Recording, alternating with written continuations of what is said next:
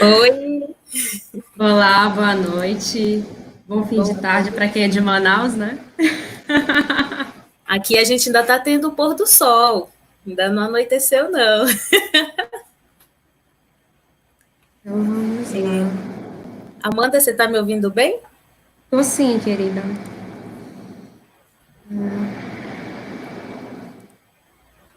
É sobre a apresentação. Tá aparecendo? Tá, tá, Tá aparecendo? tá aparecendo. Então vamos lá, né? Boa noite a todos mais uma vez. Bom fim de tarde para quem ainda é aqui da região norte. Hoje nós iremos trazer para vocês uma temática que está sendo muito comentada recentemente, que é a Educação 4.0, né? Mas hoje nós estamos trazendo com um objetivo bem diferente, tá? Que é o de discutir com vocês um pouquinho, né, sobre essa educação e trazer um pouquinho da abordagem da inovação educativa, do pensamento computacional, a computação desplugada, visando compreender novas possibilidades de atuação e práticas nos processos educacionais, né? E além de, claro, enfatizar a cultura digital, que está como quinta competência da BNCC. A gente vai fazer uma rápida apresentação. Eu sou Amanda Araújo, prazer conhecer a todos. Aqui abaixo está o meu Instagram, prof.amanda.araújo. Eu sou especialista em psicopedagogia e especialista também em educação à distância, gestão e tutoria. Eu sou graduada em licenciatura em computação, é a minha primeira graduação, mas o trabalho com a pedagogia, o fato de estar lado a lado com pessoas que são da área de pedagogia, acabou me As despertando um amigas pouquinho a vontade. pedagogas, As amigas pedagogas acabaram despertando, né, muita vontade de entrar nesse universo. E aí eu uni o útil ao agradável, que para mim é a pedagogia com conhecimento tecnológico, né? Hoje eu trabalho com tecnologias digitais voltadas para a educação e é o que eu amo fazer. E eu tenho uma filhinha, sou mãe da Cissa, eu sou fã da cultura geek, amo demais, sempre vocês me veem por aí, eu vou estar com uma blusinha geek, que eu gosto. Nas horas vagas eu dou uma de Capitã Marvel e sou gamer, eu gosto de jogar muito, o tempo todo. Rapidinho, vou só fazer aqui uma. Vocês estão vendo a nossa imagem, né, minha da Tessivanda? Nós trabalhamos aqui em Manaus, na Fundação Vitória Amazônica, né? E trabalhamos com formação de professores, educadores da CEMED, da Rede Municipal do Estado, do Amazonas, aliás, do município, do município de Manaus. E também fazemos parte de uma comunidade muito agradável que envolve vários educadores inovadores da Amazônia, né? Porque não envolvem só educadores daqui, de Manaus. E já temos colegas que são de Porto Velho, do Acre, né? Está se tornando aí um elo de amizade e de conhecimento muito forte. Eu recomendo que depois, se vocês quiserem, acessem lá, @eduinovan, e entrem em contato conosco. então eu sou a Tessi, abaixo aí tem o meu Instagram, Tessivanda Torres, para quem quiser seguir, conhecer um pouquinho do trabalho que a gente vem desenvolvendo.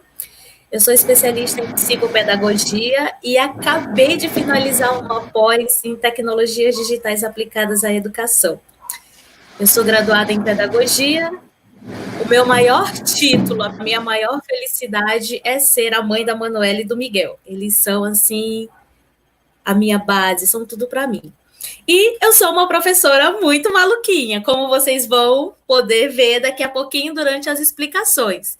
Eu peço que ninguém se assuste. Quem quiser fazer pergunta, vai mandando pergunta, que aí eu e a Amanda a gente vai fazendo um bate-papo com vocês, tá bom? E nas horas vagas, eu sou a Mulher Maravilha, como vocês podem ver aí na nossa foto.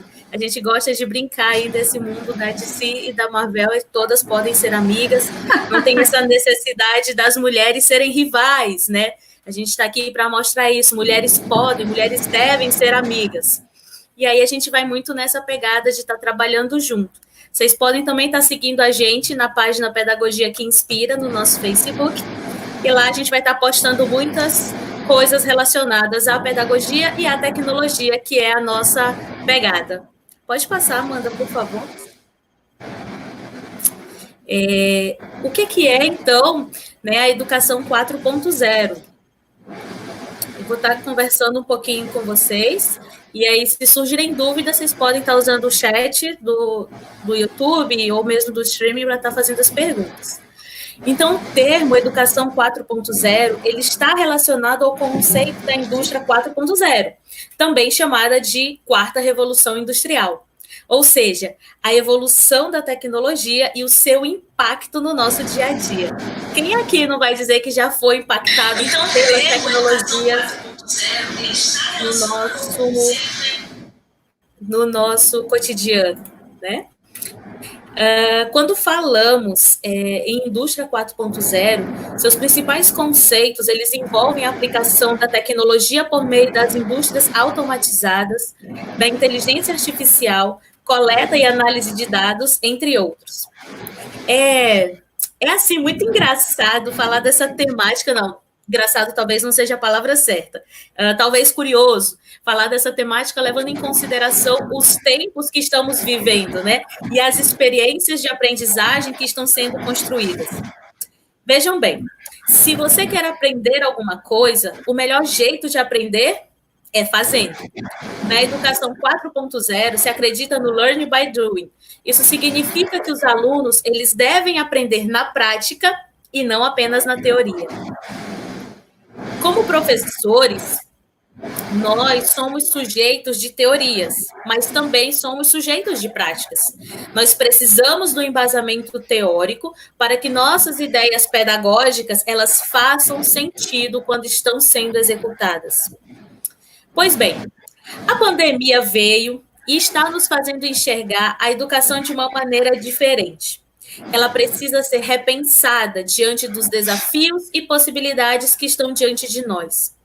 É bem verdade que não estávamos preparados pelo que nós estamos passando agora, mas esse é o momento ideal para aprender a trabalhar positivamente com a tecnologia digital. A gente tem uma incrível possibilidade de transformar esse momento de crise, de dificuldade, num momento de aprendizado. E quando a gente fala em aprendizado, a gente não relaciona somente a experiências exitosas. O erro, a dificuldade, ele faz parte da construção desse aprendizado, da solidificação desse conhecimento. Nessa nova era, guiada, né, pela automação e pelo digital, se torna essencial que as escolas e as universidades sejam capazes de preparar seus alunos para esse novo mundo, focando assim em um aprendizado para novas profissões e deixando de lado aqueles postos que muito em breve vão se tornar obsoletos. Gente, não sei se aí no estado de vocês, no município de vocês, já está sofrendo essa alteração. Aqui em Manaus, nos shoppings, né, tem um estacionamento e aí antigamente ficava uma pessoa no caixa do estacionamento, a gente pagava, a pessoa dava o dinheiro para a gente, dava baixa, carimbava lá o papelzinho. De uns tempos para cá, isso está mudando. As pessoas elas foram substituídas por máquinas. Então, você coloca o seu cartão, ou você coloca o dinheiro e faz o pagamento ali do teu ticketzinho do estacionamento. Isso não significa dizer que profissões, aliás, até que sim, profissões estão sumindo, mas novas profissões estão surgindo. É isso que a gente quer discutir com a educação 4.0. Não significa que meu Deus do céu, vai acabar o mercado de trabalho e agora o que eu vou fazer? Não, o que significa é que o mundo está se reestruturando e a escola, as pessoas, elas precisam se reorganizar e se adaptar para esse mundo novo que já está aqui, né, diante de nós estamos nele. Ok, então pode surgir a pergunta. Eu não estou acompanhando o chat, eu vou ver o chat quando a Amanda começar a falar. Aí que eu vou começar a sistematizar para responder as minhas perguntas. Mas se já tiver surgido essa pergunta, né? Tá, Técio, beleza. De fato, como é que na prática funciona a educação 4.0? Primeiro, não significa apenas oferecer computadores, tablets, equipamentos tecnológicos de última geração. Na verdade, ela demanda uma mudança maior na abordagem de ensino. Segundo, o professor, ele não é o detentor do conhecimento. Ele começa a assumir o papel de mediador, ou até mesmo de orientador, incentivando os alunos nas suas experiências de aprendizagem com base nos seus estilos de aprendizagem. Terceiro, a autonomia dos alunos nos processos de aprendizagem. O foco, ele é no aprendente e não no professor, sendo o aprendente o principal responsável pela construção do seu conhecimento. E o quarto é o ambiente escolar. Ele também deve se adaptar à educação 4.0. Antigamente, vamos voltar no tempo, o mercado de trabalho, ele se organizava em linhas de produção, né, enfileirados. Por isso, a escola ela se organizava assim, em suas salas de aula. Porém, com as mudanças da quarta revolução industrial ou da revolução digital, o tradicional modelo de salas de aula com lousa e carteiras separadas, eles devem dar espaço a áreas mais colaborativas, que permitem a interação e a experimentação. Para finalizar, o último elemento são os tempos e espaços de aprendizagem. Eles podem ser diferenciados, inclusive assíncronos. Por exemplo, o aprendizado ele pode acontecer por meio de aplicativos, de jogos, de software. Posteriormente a esse período de pandemia, o material ele pode ser oferecido online e o momento em sala de aula ele poderá ser usado para discussões ou para exercícios práticos, né? E aí eu trago uma frase do Jean Piaget, né? Ele aí que é um dos grandes teóricos da educação e da pedagogia. O principal objetivo da educação é criar pessoas capazes de fazer coisas novas e não simplesmente repetir o que outras gerações fizeram. E aí, isso aí já tem um tanto de ano que Piaget morreu, né? E olha como é atual, como é relevante, como é contemporâneo esse recorte que nós estamos trazendo para vocês. Amanda, passa, por favor.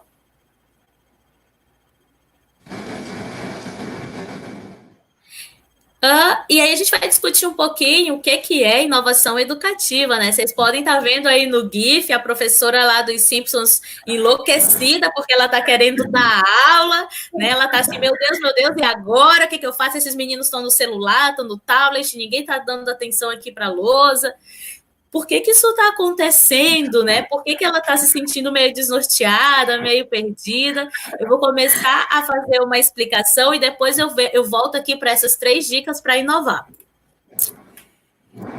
Após essa avalanche de informações sobre educação 4.0 e indústria 4.0, emerge um conceito que tem se mostrado relevante no campo da educação, que é a inovação educativa. Mas, afinal, o que é essa inovação educativa? Como o nome já sugere, é a inovação no campo da educação. Essa inovação ela pode ser em vários formatos. Afinal, a inovação ela surge para solucionar algum problema ou para revolucionar processos.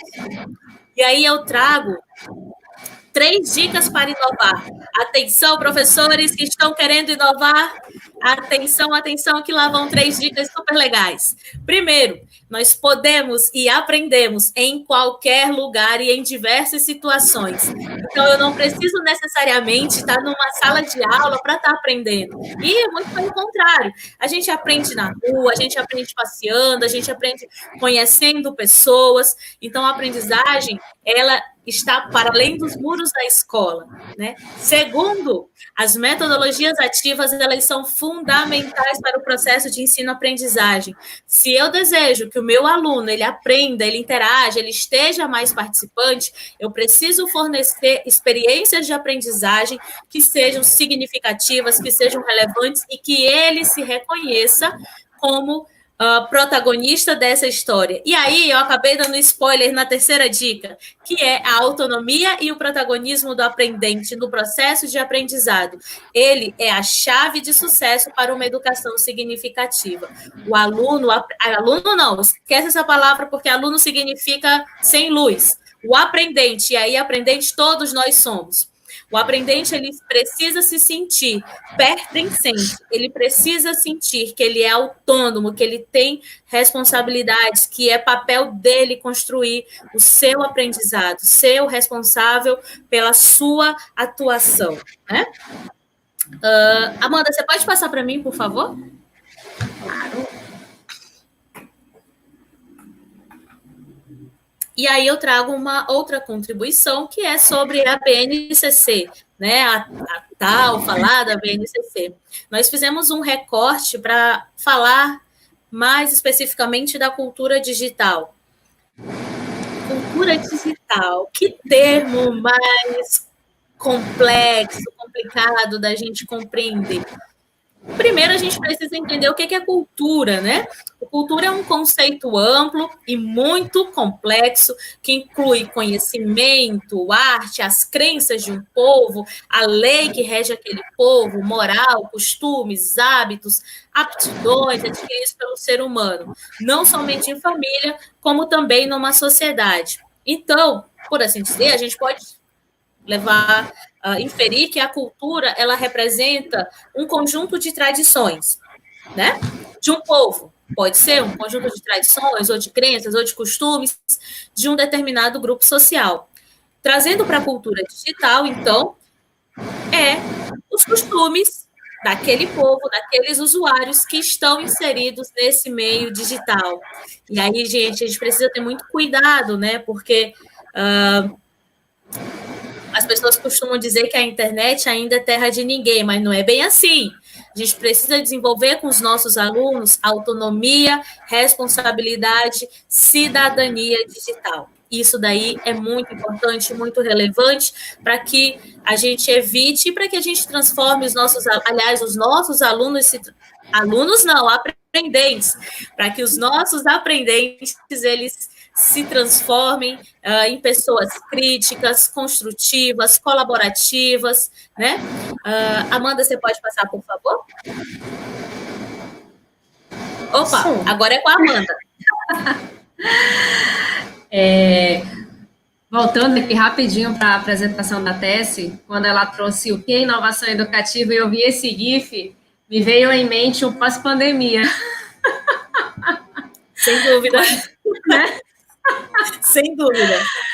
E aí, legal, gente... Amanda, rapidinho, é legal isso que você trouxe, porque a gente já evoluiu tanto em termos de educação, né? Os nossos alunos estão tendo essa oportunidade de estar aprendendo por meio das tecnologias em casa. Será que quando voltar às escolas, será que quando voltar para as atividades presenciais, vai voltar a ser do mesmo jeito, né?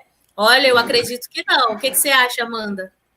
Eu acredito que não também. Lembrando que agora nós somos a geração P, né? A geração da pandemia. Então, gente, dando continuidade, né? A gente tem falado aí um pouquinho de cultura digital, né? Mas, enfim, o que vem a ser a tecnologia?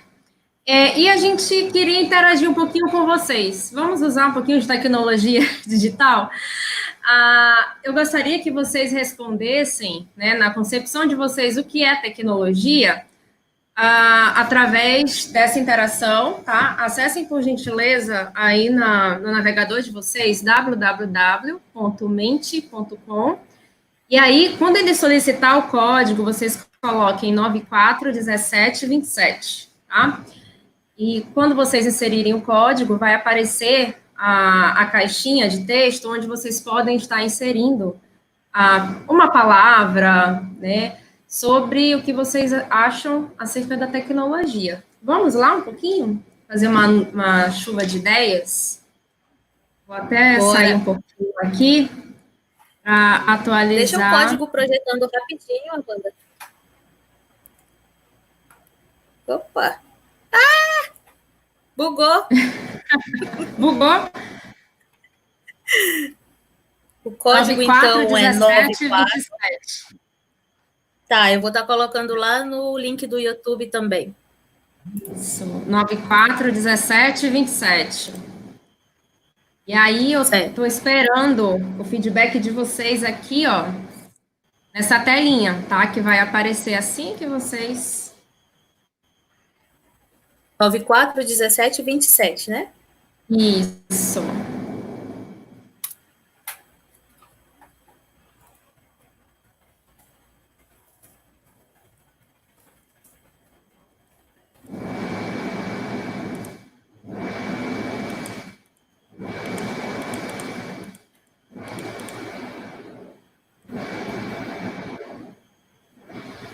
Amanda, a votação ela Oi? está fechada. Pois é, tô botando aqui. Não sei por quê.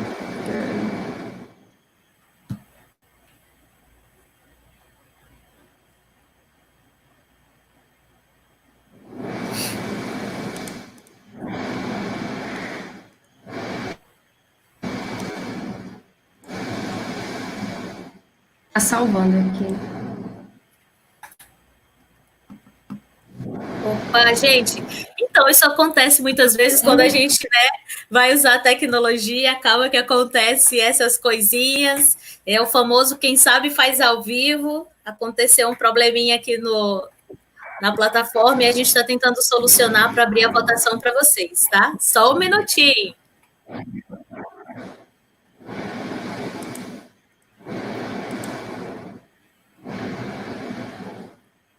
Só um minutinho que tá travando aqui.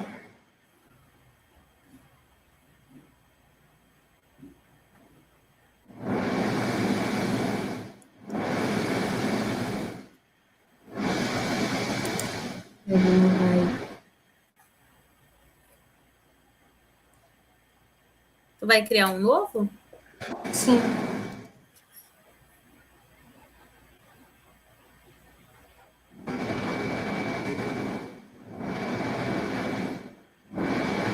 Rapidinho. Eu vou estar dando uma olhadinha aqui no chat do YouTube.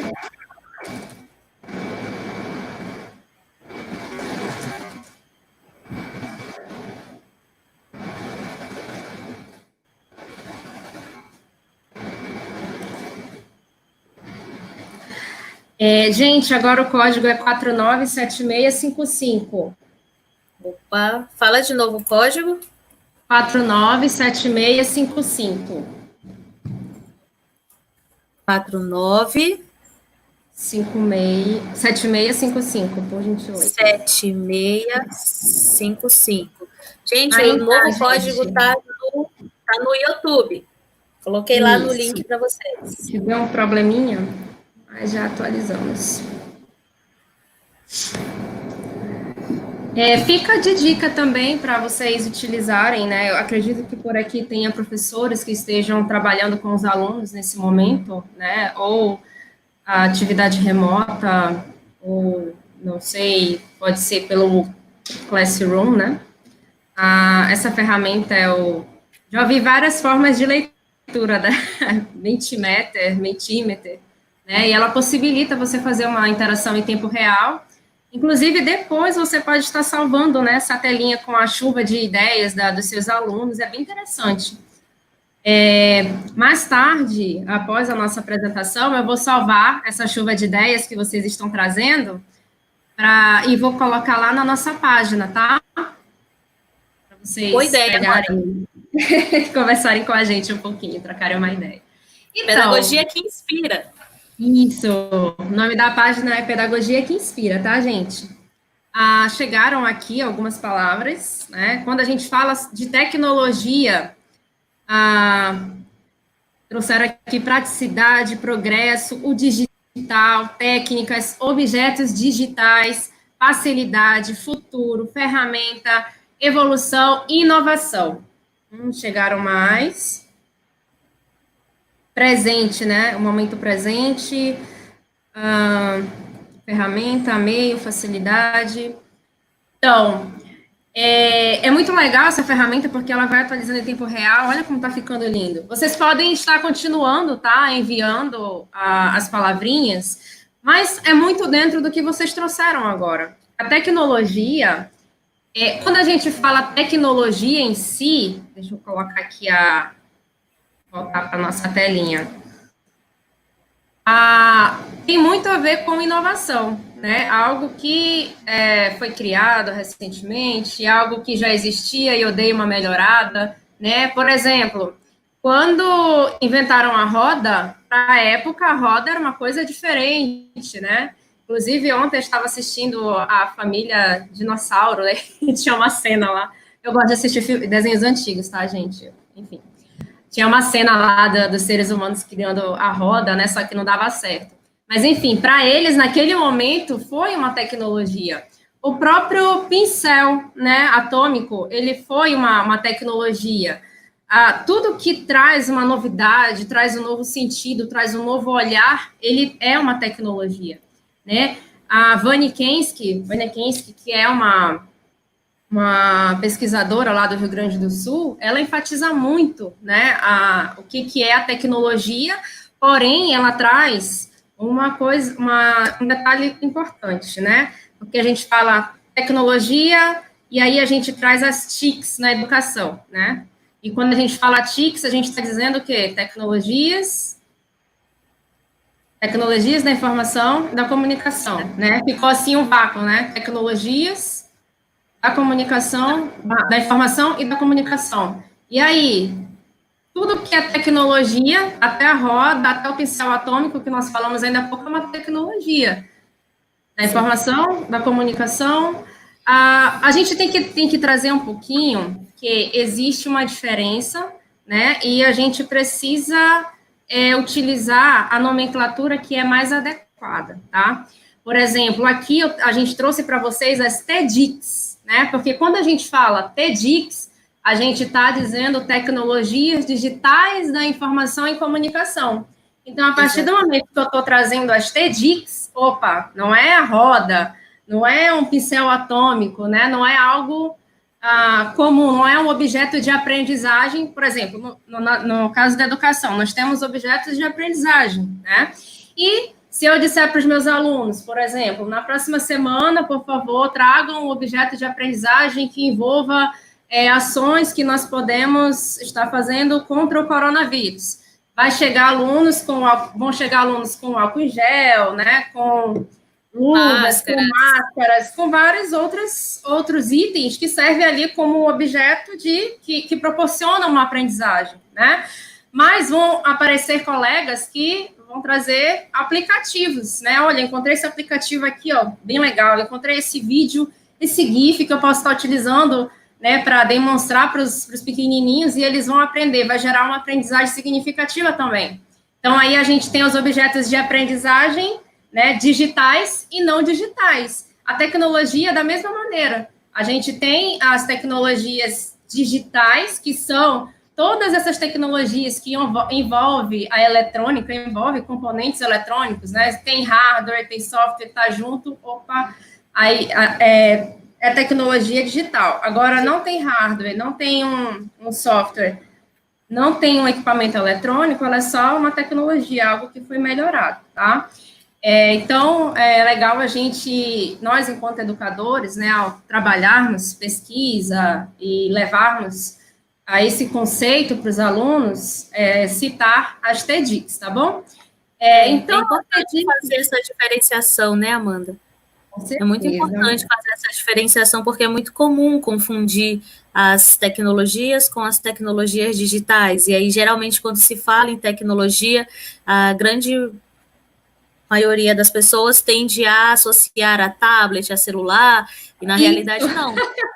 Tecnologia é qualquer ferramenta, né? Qualquer objeto, ele pode ser considerado uma tecnologia. Agora, tecnologia digital, aí sim é o celular, é o tablet, o computador, né? É muito importante essa sua distinguir esses dois elementos. E assim, as TEDx, né, elas estão inseridas em todas as atividades e são ferramentas ricas, riquíssimas, potentes, né, que facilitam a aprendizagem e a interação. E elas aumentam o nosso acesso à informação e nos colocam em contato com o universo de possibilidades. Mas são N possibilidades, gente, de construção. E para desenvolver, aí a gente traz um pouquinho das competências do século XXI, A gente precisa, né, trabalhar um pouquinho as formas de pensar, as formas de trabalhar. A gente precisa repensar um pouquinho nas ferramentas de trabalho e as competências para viver o mundo. É interessante que, nesse momento pandêmico, a gente, em um dia, né, vivia uma rotina na qual, muitas das vezes, a gente não precisava de tecnologia, estava tudo certo.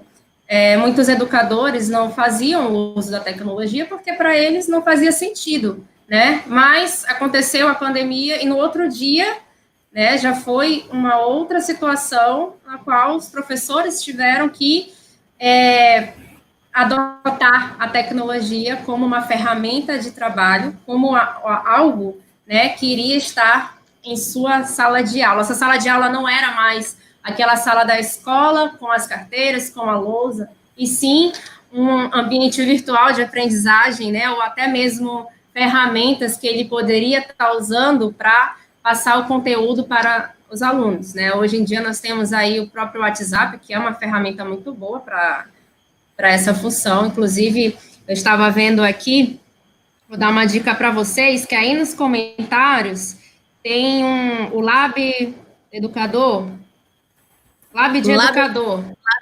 Lab de Educador, ele traz uma proposta muito boa, tá, gente, sobre essas ferramentas que os educadores podem estar utilizando nesse momento na educação, tá? Ferramentas que possibilitam o professor ensinar e obter um feedback do aluno, né? E, a partir daquele feedback, trabalhar, né, no que o aluno precisa, né? O professor de hoje, ele tem que ter essa preocupação de não só passar conteúdo, e sim ter um pouquinho de sensibilidade também para saber como que o aluno está se sentindo. Será que da maneira que eu estou ensinando, com a ferramenta que eu estou ensinando, para ele está sendo útil, está havendo aprendizado? A gente sabe que os alunos, né, todo indivíduo, né, ele aprende de formas diferentes. A gente tem aluno que aprende de maneira auditiva, outro aluno ele aprende de maneira visual, outro aluno ele aprende de maneira sinestésica. Como é que eu vou fazer essa minha abordagem pedagógica? Como é que eu vou personalizar esse ensino? Como é que eu vou fazer com que a aprendizagem ocorra com esse meu aluno, né? Então, é interessante que nós conheçamos as ferramentas, né, que vão nos ajudar nesse momento, tá? Então, deixo a dica aí para vocês, Lab de Educador, entrei em contato, a pessoa que administra é um professor incrivelmente reconhecido, arretado, que ele é baiano. Ele é baiano. Recomendo, gente. E aí, a gente traz, dentro também desses conceitos de quinta competência da BNCC, né, da cultura digital, a gente traz o pensamento computacional, né? Mas aí também existe uma barreira, né? Quando alguns educadores ouvem pensamento computacional, tem a ver com computador. Pelo amor de Deus, o que é isso? Se tem teclado, se tem mouse, tô fora, né? Se tem que acessar a internet, não conte comigo. Mas, gente, a gente até colocou aqui os códigos, né, da BNCC, com relação ao pensamento computacional. O que a BNCC fala sobre o pensamento computacional? O que ela propõe? O pensamento computacional, de acordo com a BNCC, né, de acordo com a proposta dela, é o construir um algoritmo e uma linguagem natural. O algoritmo nada mais é do que uma linguagem estrutural, né, um passo a passo para realizar algo. Então, é construir um algoritmo em linguagem natural e representá-lo por um fluxograma que indique a resolução de um problema simples. Por exemplo, se um número natural é par ou não, né? Se não for não, é ímpar, ótimo. Aí a gente pode colocar um pouquinho de conhecimento também de programação ou deixar o aluno pensar, por que o número é par? Né? O que faz do número para ele não ser par? Né? Qual é a diferença do número par para o ímpar? Como que a gente pode construir esse processo? Né? Porque já vem um pouquinho da...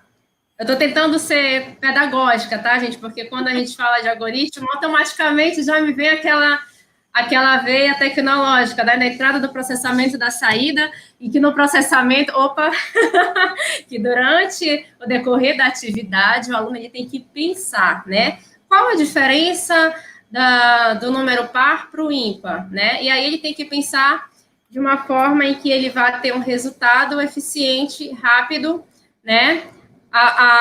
Sem até mesmo utilizar o computador, né? Apenas com o seu raciocínio lógico em evidência.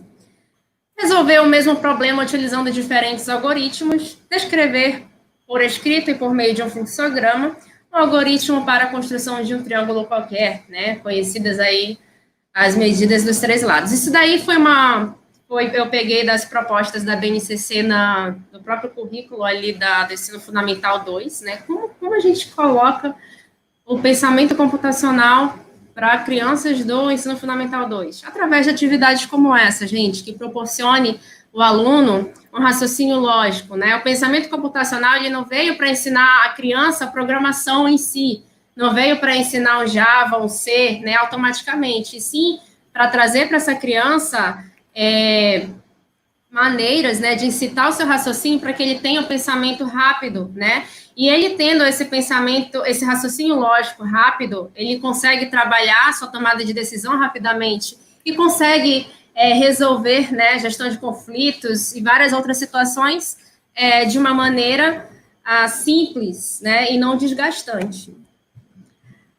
Como funciona e como é aplicada, né, aqui o pensamento computacional? Através de resolução de problemas cotidianos, aplicando a questão do raciocínio rápido, através do aprender a transformar uma tarefa em outras menores, encontrar padrões nos problemas para buscar soluções comuns, ver como são feitos e avaliados os algoritmos que resolvem problemas e descobrir como detectar erros.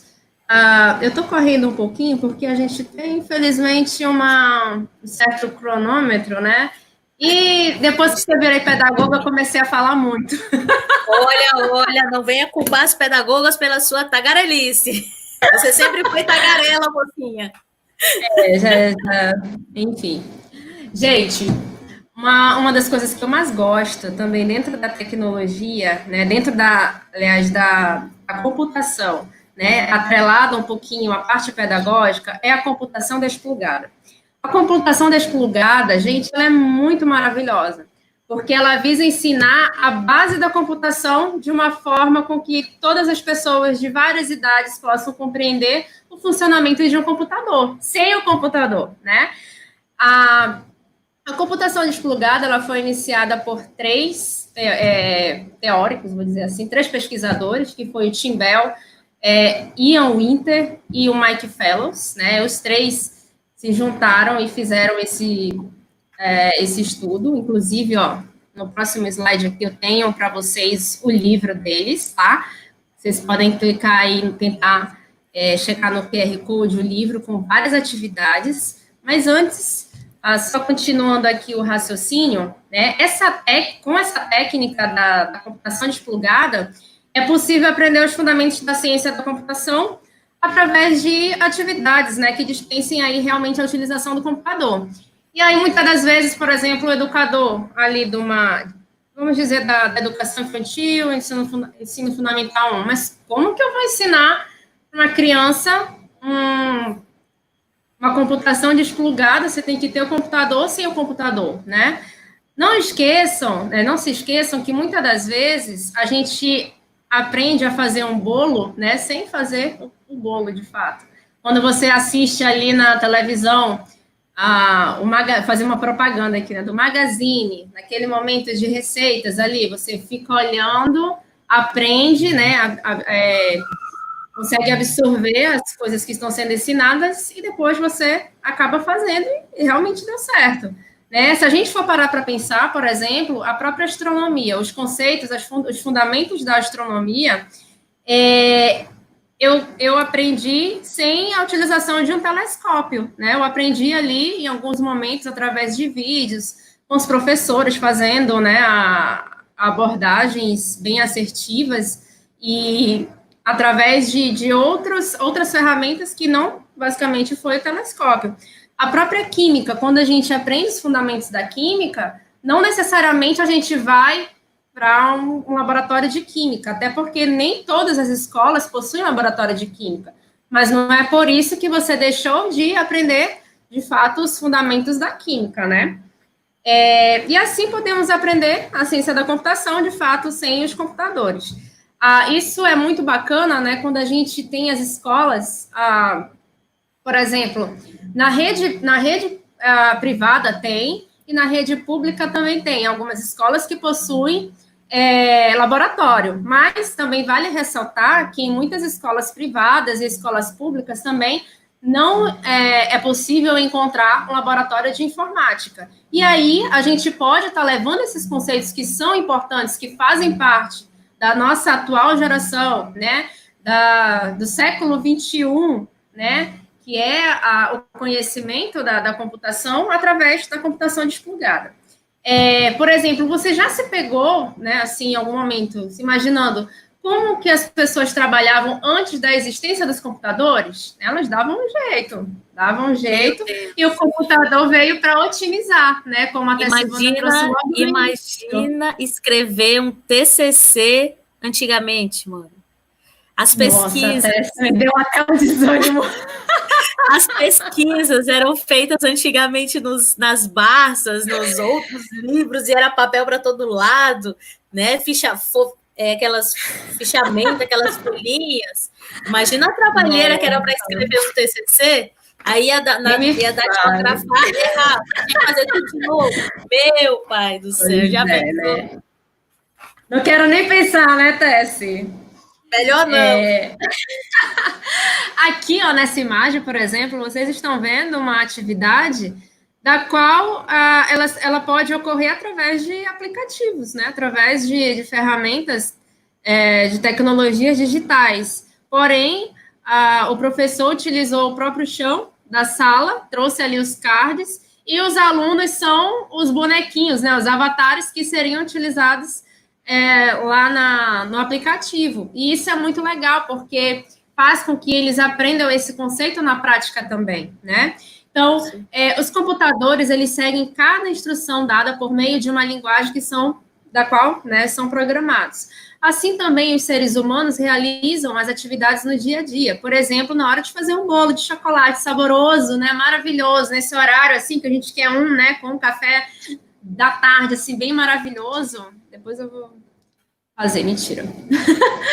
É necessário seguir etapas. Para tudo, né, é necessário seguir uma etapa, né? É necessário seguir um roteiro, uma sequência lógica para que isso ocorra. Aqui nesse exemplo de computação desplugada, ele trouxe esse algoritmo, né, que é uma sequência de passos, e ele trouxe o exemplo do bolo, né? Para eu fazer o bolo, como é que eu faço? E aí começa todo aquele momento de pensamento. Primeiro, eu vou atrás dos ingredientes. Depois que eu tenho os ingredientes, eu começo, né, meu passo a passo. Primeiro, em uma vasilha, o que eu vou jogar, né? Depois, primeiro os ovos, depois o açúcar, depois eu bato, depois jogo a manteiga, né? Tô falando rápido assim porque eu tô nervosa com o tempo, que eu tô falando demais. Mas só tem 5 minutos. Já tem até esse milhão aqui, só porque eu queria muito ensinar vocês a fazer o bolo, mas não vai ser dessa vez. Não, da próxima vez a gente ensina como que faz. Gente, educadores, né, que estão aqui conosco, aqui esse QR Code, tá? Ele dá acesso a vocês a esse PDF, ensinando ciência da computação sem o uso do computador. Tentem fazer a leitura, que aí já sai em PDF para vocês no celular de vocês. Ou então, entrem em contato conosco. Eu vou passar aqui. Deixa eu ver se tem alguém querendo tirar. Não, né? Tá. Como o nosso tempo está muito curto, né? A gente deixa aqui para vocês o nosso contato no Liquid e o nosso e-mail, tá? Caso vocês queiram essa apresentação, caso vocês queiram poxa, eu não consegui pegar aquele QR Code. A gente vai disponibilizar na nossa página lá no Facebook também, Pedagogia que Inspira, tá? E aí está o nosso contato profissional. Agradeço, né, a todos que puderam estar conosco nesse momento. De grande valia. Vi muitos amigos falando aqui, dando mensagens de apoio. Estou muito feliz. Eric Matos foi a primeira pessoa que me avaliou na vida quando eu saí da graduação. Obrigada por 10 anos depois estar aqui comigo, me dando essa força. Nunca vou esquecer. Amanda, surgiram algumas perguntas aqui, aí eu vou estar falando rapidamente. Certo. A primeira pergunta foi quais os benefícios das metodologias ativas? E a outra foi: não estamos migrando para um processo sem retorno da impessoalização? Então, vamos tentar fazer um combo e responder as duas nesses 2 ou 3 minutos que nos resta, né? Metodologias ativas, elas são extremamente importantes para que desenvolva a autonomia dos nossos alunos, alunos não, aprendentes, dos nossos aprendentes, para que eles se sintam ativos, para que eles se sintam participativos na construção do seu conhecimento. Quando a gente analisa a pirâmide de aprendizagem, né? 95% da nossa aprendizagem ela vem quando nós estamos ensinando aos outros. Então, explicar, resumir, estruturar, definir, generalizar, elaborar, ilustrar são objetivos, são ferramentas que nos ajudam os nossos aprendentes a desenvolverem essa aprendizagem por meio de uma metodologia ativa, né? Oferecer, estimular, ofertar, possibilitar que os nossos alunos eles aprendam da maneira que eles se sentem confortáveis para aprender, de acordo com o seu ritmo e estilo de aprendizagem. E aí eu já passo um gancho para impessoalização, né? Falando um pouquinho, acredito que não, acredito que a tecnologia ela vem para estar nos ajudando, para estar sendo uma colaboradora nesse processo de inclusão dos nossos alunos, né? Ela vem aí para estar fazendo, auxiliando na mediação, para ser mesmo uma ferramenta que une, que integra, né, que auxilia. A gente precisa mesmo dominar essa danada e utilizar ela a nosso favor, né?